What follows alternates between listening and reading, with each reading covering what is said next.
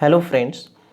देखिए, अभी मार्च 2022 के पीडी का ये जिस्ट अभी आपके सामने है और ये एक सीरीज चल रहा है करंट अफेयर का 67th पीपीएससी री एग्जामिनेशन के लिए, जिसमें हम अगस्त 2021 से ही अगस्त 2022 प्लस सितंबर 2022 तक के प्रतियोगिता दर्पण का जिस्ट आप लोगों को प्रोवाइड कर रहे हैं और ये पीडीएफ के रूप में भी अवेलेबल है। और उन सभी स्टूडेंट्स को एक बार इस वीडियो के माध्यम से धन्यवाद जो इसे ले रहे हैं और जो आगामी इसे लेने की सोच रहे हैं, उनको भी धन्यवाद, क्योंकि इसे बनाने में बहुत मेहनत हुई है और उस मेहनत की सार्थकता यदि आप तक पहुंचती है तो बहुत अच्छी बात होगी मेरे लिए। यदि आप लोगों का सिलेक्शन कुछ ही मार्क्स से रुक रहा है, यदि 8, 10, 5, 6, 4, 5 तक मार्क्स से आप छट रहे हैं प्रीलिम्स के एग्जामिनेशन में, तो मुझे लगता है करंट अफेयर उसमें बहुत महती भूमिका निभाएगी और आपका सिलेक्शन आराम से हो जाएगा। इसका पीडीएफ भी अवेलेबल है, नीचे डिस्क्रिप्शन में लिंक दिए गए हैं, आप उसको फॉलो करें और ले सकते हैं। अन्यथा वीडियो के माध्यम से भी आपकी अच्छी तैयारी हो जाएगी यदि आपने इसका जिस्ट पहले से बना रखा है या इसे पढ़ रखा है तो। एक और बात मैं क्लियर करना चाहूँगा कि ये केवल प्रतियोगिता दर्पण का जिस्ट मात्र नहीं होता है, इसमें हमारा अपना सेंस भी यूज होता है, उसके बाद हम इसको तैयार करते हैं, तो ये थोड़ा सा अलग हो जाता है उससे। ये केवल पीडी का जिस्ट नहीं माना जाएगा इसको, ठीक है? तो ये ध्यान रखेंगे आप लोग। आइए हम इस वीडियो को शुरू करते हैं। इसमें मिनिमम 12 और मैक्सिमम 20 प्रश्न का हम टारगेट रखते हैं हर एक पीडी से, और वो अगस्त 2021 से ही आप देख रहे हैं। पहला जो वीडियो है वो अगस्त का है, वहाँ से शुरू किया है हमने, तो वो उस चीज़ को आप देख लीजिए, ठीक है? आइए देखिए, इसमें जो सबसे पहला इम्पोर्टेंट प्रश्न है वो है 23 जनवरी 2022 को नेताजी सुभाष चंद्र बोस की 125वीं जयंती थी और इसमें ये एक इम्पोर्टेंट प्रश्न मुझे लगा तो मैंने बता दिया। नेक्स्ट प्रश्न आपसे पूछा जा सकता है कि हाल ही में जो 5 राज्य में चुनाव की घोषणा हुई थी, उस समय भारत के मुख्य निर्वाचन आयुक्त कौन थे? श्री सुशील चंद्र थे। ये 8 जनवरी 2022 को इन्होंने इस चुनाव की घोषणा की थी, ध्यान रखेंगे। और उसके साथ ही पॉलिटी के पॉइंट ऑफ व्यू से इसको भी थोड़ा सा आप ध्यान रखेंगे कि इसमें कितने कितने सीट किस किस स्टेट में हैं। बस इससे ज़्यादा महत्वपूर्ण और प्रश्न इसमें नहीं आएंगे, ठीक है? नेक्स्ट देखिए, जो इम्पोर्टेंट प्रश्न है तीसरा, फिलीपींस को जो है अब ये ब्रह्मोस मिसाइल निर्यात करेगा भारत, ठीक है? इस पर हस्ताक्षर भी हो गए हैं 28 जनवरी 2022 को और ये इतना करोड़ का डील है, देख लेंगे आप, ठीक? नेक्स्ट विक्रांत, ये आप सभी जानते हैं कि भारत का पहला स्वदेशी विमानवाहक युद्धपोत है, इसका तीसरा परीक्षण हाल ही में किया गया है, तो ये ध्यान रखेंगे, ठीक? उसके बाद ब्रह्मोस मिसाइल का जो है अब समुद्र से समुद्र वार करने वाला परीक्षण भी इसका हो चुका है, तो ये भी बहुत इंपॉर्टेंट है, ये ध्यान रखना है। उसके बाद चुनाव में जो है कुछ खर्च बढ़ा दी गई है। लोकसभा और क्रमशः विधानसभा के चुनाव जो होते हैं उसमें जो एमपीज़ हैं और जो मेंबर ऑफ लेजिस्लेटिव असेंबलीज़ हैं, एमएलएज़ हैं, उनके खर्च में चुनाव में बढ़ोतरी की गई है। जो बड़े स्टेट हैं उसमें लोकसभा के लिए 95 लाख, पहले 70 लाख था, आप खर्च कर सकते हैं, और यहाँ पर ये 40 लाख, पहले 28 लाख खर्च करते थे। क्रमशः छोटे स्टेट में भी आप देख लेंगे, ठीक है? अब मार्च के पीडी जिस्ट से एक और महत्वपूर्ण प्रश्न ये है कि नाइटहुड से सम्मानित किया गया है ब्रिटेन के जो पूर्व प्रधानमंत्री थे, जिनका नाम है टोनी ब्लेयर, लेबर पार्टी से ये संबंधित थे, उनको। और एक और इम्पोर्टेंट इसमें है, वो है order of the British umpire के नाइट कमांडर से सम्मानित किया गया है भारतीय मूल के अजय कुमार कक्कर को, तो ये भी ध्यान रखेंगे आप, ठीक है? नेक्स्ट प्रश्न जो है, आप सभी जानते हैं इंडोनेशिया की जो पहली राजधानी थी वो जकार्ता थी और नई राजधानी अब नुशांतरा हो गई है। ये कहाँ पर है, किस द्वीप पर है? तो बोर्नियो द्वीप के पूर्वी भाग के पूर्वी कालीमंतन में स्थित है यह, तो ये ध्यान रखना है आपको, ठीक है? भ्रष्टाचार बोध सूचकांक, देखिए सूचकांक वाला प्रश्न बीपीएससी के लिए बहुत इंपॉर्टेंट होता है। ट्रांसपेरेंसी इंटरनेशनल के द्वारा यह जारी किया गया है, ये संस्था जर्मनी में है।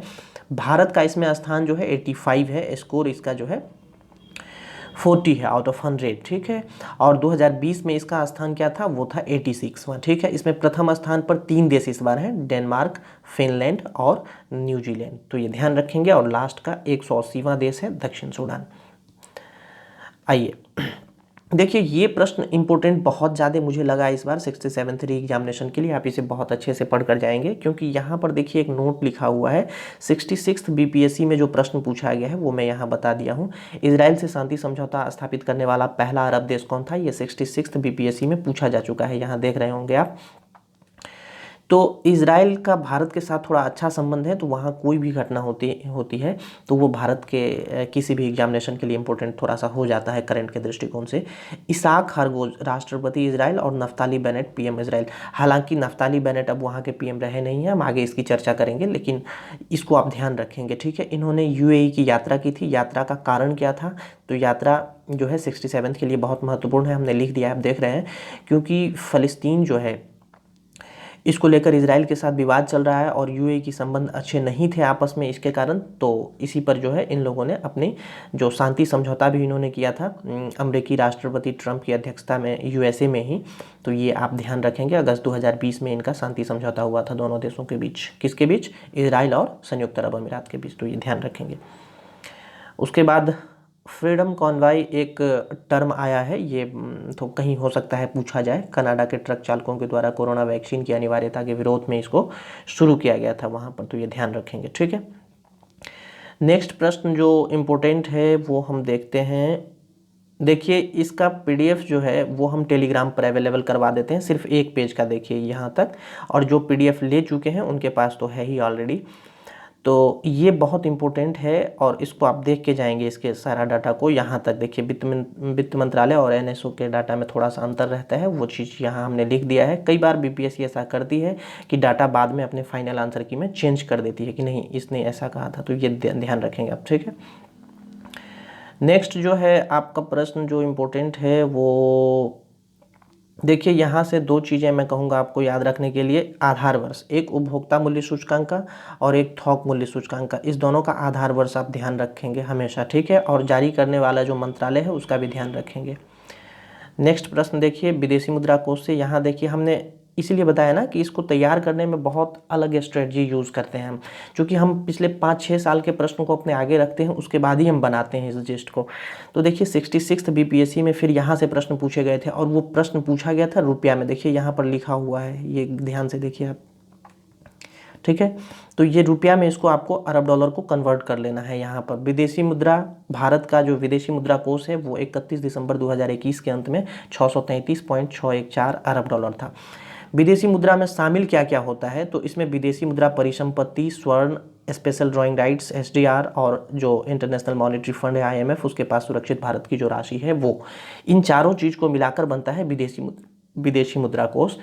वो 31 दिसंबर 2021 के अंत में भारत सरकार के पास इतनी थी, ठीक है।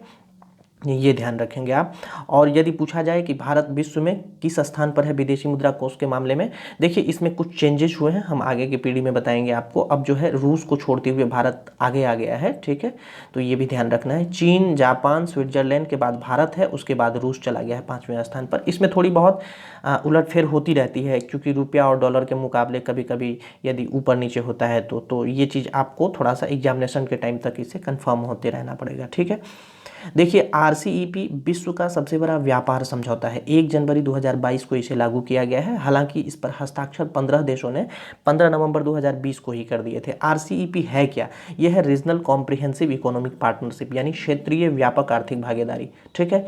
नवंबर 2011 में आसियान के 10 देश हैं, आसियान के सभी 10 देश के बारे में जिक्र यहाँ पर किया गया है, आप देख सकते हैं यहाँ पर है, सभी 10 देश का नाम आप ध्यान रखेंगे, यहाँ से नोट कर लेंगे। और हाँ, तो बता रहा था बाली शिखर सम्मेलन में जो है इसकी नींव पड़ी थी। किसकी नींव पड़ी थी? आरसीईपी की, ठीक है, रीजनल कॉम्प्रिहेंसिव इकोनॉमिक पार्टनरशिप की। इसमें भारत ध्यान रखेंगे कि 2019 में ही अलग हो गया था। अलग होने का क्या कारण था, उस कारण को यहाँ पर लिखा गया है। बीपीएससी के पॉइंट ऑफ व्यू से ये बहुत इंपॉर्टेंट कारण है, आप इसको ध्यान रखेंगे। इसमें इस आरसीईपी में जो 15 देश शामिल हैं उसमें तो 10 आसियान के देश हैं, जिसका नाम यहाँ पर हमने बता दिया है, Myanmar, Thailand, Laos, Cambodia, Vietnam, Indonesia, Philippines, Malaysia, Singapore और ब्रुनेई है। बाकी के जो 5 देश हैं उसके नाम है चीन, जापान, दक्षिण कोरिया, ऑस्ट्रेलिया और न्यूजीलैंड। ये ध्यान रखेंगे, ठीक है। उसके बारे में कुछ डिटेल किया गया है, उसको भी आप ध्यान रखेंगे। यहाँ से 4 महत्वपूर्ण प्रश्न निकल कर आ रहे हैं। World economic situation and prospectus report, global economic prospectus report, world economic outlook report और बैड बैंक की शुरुआत हुई है। ये चारों टर्म आप बहुत अच्छे से ध्यान रखेंगे। इसमें केवल आपको ये वाला जो है भारत के जीडीपी वृद्धि का ये रेट ध्यान नहीं रखना है, क्योंकि ये बदलते रहते हैं इसके रिपोर्ट के हिसाब से। सिर्फ आप ध्यान रखेंगे कि ये रिपोर्ट जारी कौन करती है, ठीक है, किसके द्वारा ये जारी होती है, ये जारी करने वाले संस्था का नाम आप ध्यान रखेंगे। ये बीपीएससी पूछती है, ये 60-62 से लेकर के 66 बीपीएससी तक कई बार पूछ चुकी है। बैड बैंक के बारे में हमने पिछले वीडियो में भी आपको डिटेल से बताया था, फिर भी आप यहाँ एक बार इसको वीडियो को पॉज करके देख लें, ठीक है। ये जो है मेनली लाया क्यों गया है, जो नॉन परफॉर्मिंग एसेट्स होती है बैंक्स की, जो डूबता कर्ज होता है, जैसे आपने ऋण ले लिया या मैंने ऋण ले लिया और वापस नहीं कर रहे हैं, तो उसको नॉन परफॉर्मिंग एसेट्स कहते हैं बैंकिंग टर्म में। वो जब बैंक रिकवर नहीं कर पाती है तो उसको रिकवर करने के लिए भारत सरकार ने बैड बैंक की शुरुआत कर दी है। ये जो है केवल एनपीए को घटाने के लिए किया गया है, उसके बोझ को रिकवर करने के लिए किया गया है बैंक के लिए, ठीक है। नार्सल का पूरा नाम क्या है ये देख लेंगे, और आईडीआरसीएल का पूरा नाम क्या है ये भी आप देख लेंगे। भारत सरकार की इसमें हिस्सेदारी जो है 51% है, वो ध्यान रखेंगे। एयर इंडिया लिमिटेड बहुत इंपॉर्टेंट है, इसके बारे में पूरा लिखा गया है, आप इसको पढ़ लेंगे। कई बार लोग सिर्फ इतना ही ध्यान रखते हैं कि चलो एयर इंडिया लिमिटेड को टाटा समूह ने ले लिया, लेकिन टाटा समूह की एक अनुषंगी कंपनी है जिसका नाम है टेसल प्राइवेट लिमिटेड, उसने लिया है इसको 18,000 करोड़ में। तो ये बात आपको ध्यान रखना पड़ेगा, नहीं तो टाई टाई फीस हो जाएंगे एग्जामिनेशन में, टाटा समूह याद रख के जाएंगे और अगर ऑप्शन में नहीं दिखा तो ये ध्यान रखेंगे। उसके बाद देखिए संयुक्त राष्ट्र के 76वें महासभा का जो सत्र हुआ था उसमें 2022 को इस रूप में मनाने की घोषणा की गई है IYBSSD के रूप में, यानी international year of basic science for sustainable development के रूप में। तो ये ध्यान रखेंगे आप, ठीक है। देखिए उर्जित पटेल से 64th बीपीएससी में एक प्रश्न आया था, संभावना इस बार भी है कि ये आ सकता है। देखिए IIB यानी एशियन इंफ्रास्ट्रक्चर इन्वेस्टमेंट बैंक के उपाध्यक्ष नियुक्त किए गए हैं, भारत के ही डीजे क्या नाम है पांड्यान का इन्होंने स्थान लिया है, तो ये ध्यान रखेंगे। श्री एस सोमनाथ आप सभी जानते हैं, ये इसरो के 10वें चेयरमैन नियुक्त किए गए हैं, के सिवान का इन्होंने स्थान लिया है, 3 वर्ष के लिए नियुक्ति हुई है। ये रॉकेट वैज्ञानिक रहे हैं और ये इसरो के चेयरमैन रहते हुए भारत सरकार के अंतरिक्ष विभाग के सचिव भी रहेंगे, ये ध्यान रखना है आपको, ठीक है। उसके बाद आयशा मलिक पाकिस्तानी सर्वोच्च न्यायालय में पहली महिला न्यायाधीश, और इसी तरह से सुमन कुमारी का नाम एक बार पूछा जा चुका है, पाकिस्तानी ही थी, मैं अभी रिकॉल नहीं कर पा रहा हूँ वो क्वेश्चन क्या था एग्जैक्ट, बीपीएससी ने पूछा हुआ है, तो ये ध्यान रखेंगे आयशा मलिक का नाम आप। वी अनंत नागेश्वर मुख्य आर्थिक सलाहकार भारत सरकार, के वी सुब्रमण्यम का इन्होंने स्थान लिया है, तो ये भी ध्यान रखेंगे, ठीक है। अब देखिए गृह मंत्रालय के द्वारा एक फैसला लिया गया है, घोषणा आपदा प्रबंधन पुरस्कार 2022 की घोषणा गृह मंत्रालय ने किया है। इसमें संस्थागत और व्यक्तिगत श्रेणी में अलग अलग पुरस्कार दिए जाते हैं। 2022 के लिए ध्यान रखेंगे, 2022 के लिए आपदा प्रबंधन पुरस्कार जो है गुजरात आपदा प्रबंधन संस्थान को, और विनोद शर्मा जो उपाध्यक्ष हैं सिक्किम आपदा प्रबंधन प्राधिकरण के, उनको दिया गया है, तो ये ध्यान रखेंगे व्यक्तिगत श्रेणी में। नेक्स्ट, ये सब बहुत इम्पोर्टेंट नहीं है, ये आईसीसी के पुरस्कार भी अभी इम्पोर्टेंट नहीं है, फीफा 2021 भी इम्पोर्टेंट आपके लिए नहीं है, ESPN इम्पोर्टेंट है आपके लिए, ध्यान रखेंगे। मल्टी स्पोर्ट्स पुरस्कार है, इसमें वर्ष के सर्वश्रेष्ठ खिलाड़ी नीरज चोपड़ा हैं। राष्ट्रीय खेल पुरस्कार भी देखना है इसके साथ ही, 29 अगस्त 2021 का आपको, और 2022 का भी आपको जो है देख कर जाना है यदि परीक्षा इसके बाद होती है तो, ठीक है। और महिला में मीराबाई चानू है। पद्म अलंकरण के लिए भी हम जो है ये इसका स्क्रीनशॉट हमने शेयर कर दिया हुआ है टेलीग्राम चैनल पर, आप टेलीग्राम पर जाकर इसका स्क्रीनशॉट ले लें, ये बहुत इंपॉर्टेंट है परीक्षा के व्यू से, इसमें हमने बहुत कुछ बताए हैं, तो वो चीज़ आप वहाँ से इसको रिकवर कर लेंगे। मैं थोड़ा सा इंपॉर्टेंट चीज़ इसमें से बता देता हूँ आपको। पद्म अलंकरण 2022 की घोषणा गृह मंत्रालय के द्वारा 25 जनवरी 2022 को की गई थी। कुल पद्म अलंकरण इसमें 28 हैं, जो 130 व्यक्तियों को शामिल करते हुए इसमें दिया गया है। पद्म विभूषण 4 हैं, पद्म भूषण 17 और पद्मश्री 107 है, ठीक है। कितने को मरणोपरांत कितनी महिला शामिल हैं, कितने विदेशी शामिल हैं, कितने युगल शामिल हैं, सारा डिटेल किया गया है, ये सब आपको कहीं नहीं मिलेगा, ठीक है। तो ये सब चीज़ ध्यान रखना है। बिहार को केवल 2 पद्मश्री मिला है, जिसमें आचार्य नंदना जी और श्री शैलाभ गुप्ता, जो मरणोपरांत इनको दिया गया है साहित्य एवं शिक्षा के लिए, और इनको सामाजिक कार्य के लिए दिया गया है। बिहार करंट अफेयर पढ़ते समय आपको इस दोनों के डिटेल में थोड़ा सा जाना पड़ेगा बीपीएससी के लिए, तो वो चीज़ बिहार वाले में हम बताएंगे। पद्म विभूषण में जो 4 लोग शामिल हैं उसमें सुश्री प्रभा अत्रे हैं, महाराष्ट्र कला, श्री राधेश्याम खेमका यूपी साहित्य एवं शिक्षा मरणोपरांत, और जनरल बिपिन रावत बहुत फेमस नाम है ये, आप सभी जानते होंगे, इनकी मृत्यु हो गई। और श्री कल्याण सिंह जो यूपी के पूर्व सीएम भी रह चुके हैं, लोक सेवा के क्षेत्र में इनको दिया गया है। बाकी जो इम्पोर्टेंट है उसमें पद्म भूषण में एक इम्पोर्टेंट है श्री देवेंद्र झाझरिया, ये जेवलिन थ्रोअर है, पैरा ओलंपिक स्वर्ण विजेता रहे हैं, राजस्थान से संबंधित हैं। खेल से एकमात्र पद्म भूषण जो है इस बार दिया गया है, इसलिए इसको इम्पोर्टेंट करके लिखा गया है। ये केवल बीपीएससी के लिए इसको तैयार किया गया है। आप देख रहे होंगे ये करंट अफेयर किसी और अदर एग्जामिनेशन में बहुत काम नहीं आएंगे आपको, लेकिन जो 67 दे रहे हैं उनके लिए ये डिज़ाइन किया गया है। तो आप इस चीज़ को ध्यान रखें और इसका PDF जरूर प्राप्त करें, ठीक है। देखिए, एक जो दिवस बहुत महत्वपूर्ण मनाने की घोषणा की गई 23 जनवरी को, पराक्रम दिवस, बोस की जयंती पर, ठीक है। तो ये 2021 में ही इन्होंने शुरू किया है भारत सरकार ने, तो ये ध्यान रखेंगे। राष्ट्रीय युवा महोत्सव 2022 जो है पुदुचेरी में मनाया गया है, तो ये ध्यान रखना है आपको। और हॉर्नबिल महोत्सव जो है नागालैंड में, ठीक। खेलकूद में जो है संन्यास के बारे में थोड़ा सा आप देख लीजिएगा, मैं यहाँ इसकी चर्चा नहीं कर रहा हूँ, ये आप एक बार सरसरी निगाह से देख लीजिएगा। BCCI का जो IPL प्रायोजक है वो वीवो था पहले, लेकिन अब उसके स्थान पर टाटा ग्रुप आ गया है, तो ये भी ध्यान रखेंगे, ये इंपॉर्टेंट है आपके लिए। देखिए, ICC के 2021 के 5 टीम में जो भारतीय शामिल हैं, ठीक है, ICC test team, ICC ODI team और ICC T20 टीम, इस दोनों में भारतीय शामिल नहीं है। पहले वाले में भारतीय शामिल हैं, उनका नाम है रोहित शर्मा और ऋषभ पंत, ठीक है, और R अश्विन, 3 पुरुष खिलाड़ी भारत के शामिल हैं इसमें कप्तान केन विलियमसन हैं न्यूजीलैंड के। और महिला वाले में भी थोड़ा सा ध्यान रखेंगे आप, चौथा और पांचवा में ICC महिला वनडे और ICC महिला T20 टीम में, इसमें मिताली राज और झूलन गोस्वामी। ध्यान रखेंगे मिताली राज ने संभवतः संन्यास ले लिया है, तो इससे प्रश्न आ सकते हैं आपके एग्जामिनेशन में, री एग्जामिनेशन में। और इसमें T20 वाले में, ICC महिला T20 में स्मृति मंधाना है, तो ये ध्यान रखना है, ठीक।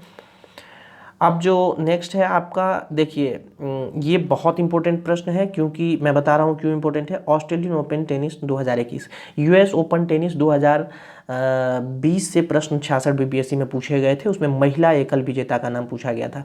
देखिए, 4 ग्रैंड स्लैम वर्ष में होते हैं, जिसमें सबसे पहला ही ग्रैंड स्लैम जो है जनवरी में ऑस्ट्रेलियन ओपन जो है सो होता है, ये मेलबर्न में हुआ था, ठीक है। इसमें एकल विजेता जो है राफेल नडाल स्पेन के हैं, और एस्ले बार्टी। क्यों इंपॉर्टेंट है? क्योंकि एस्ले बार्टी ने अब संन्यास ले लिया है, ठीक है, टेनिस से। तो ये चीज़ ध्यान रखना है, आपसे प्रश्न ऐसे पूछे जाएंगे कि हाल ही में ऑस्ट्रेलियन ओपन महिला एकल विजेता किस खिलाड़ी ने संन्यास ले लिया है या संन्यास लेने की घोषणा की थी, तो एस्ले बार्टी ने, तो ये ध्यान रखना है, ठीक। अब सैयद ये इंपॉर्टेंट नहीं है। और ग्रैंड मास्टर हमने बताया था आपको 74 हो चुके हैं, तो 73वें ग्रैंड मास्टर जो है भरत सुब्रमण्यम चेन्नई के हैं, और 74वें का आगे हम फिर इसकी चर्चा करेंगे नेक्स्ट वीडियो में। Thank you. तो इस वीडियो में इतना ही, धन्यवाद।